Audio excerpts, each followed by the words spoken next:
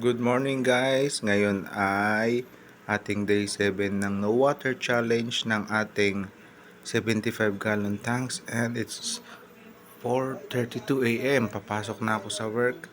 Ito na ang ating tank ngayon. Mukha siyang green pero tingin ko reflection lang ng plants yun mula sa itaas. Kaya nagkukulay green. Yan, may dalawa tayong LED. Yung kamote natin buhay na agad. Ayun, may ulamin na ako kamote. Yung garlic buhay na, pwede ko na siyang ihalo sa itlog, scrambled egg. Ayan na, no feeding today. Mukhang healthy naman yung mga isda natin. Buhay pa rin ang ating 20 goldfish, 6 na angelfish at yung 4 na algae eater na Siamese buhay na buhay.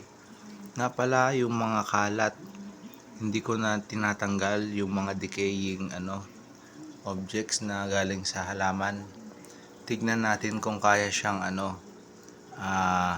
kainin ng ating biological eater na mga halaman. Kakain ng nitrate mula sa mga nitrifying bacteria na kumain ng ammonia mula sa mga nabulok na bagay dito sa aquarium. Yun, after 2 days madumi na agad yung filter. Yun lang po update guys. Maraming salamat po. No feeding today para makarecover yung tubig, bukas na ulit magpapakain. Thank you for watching.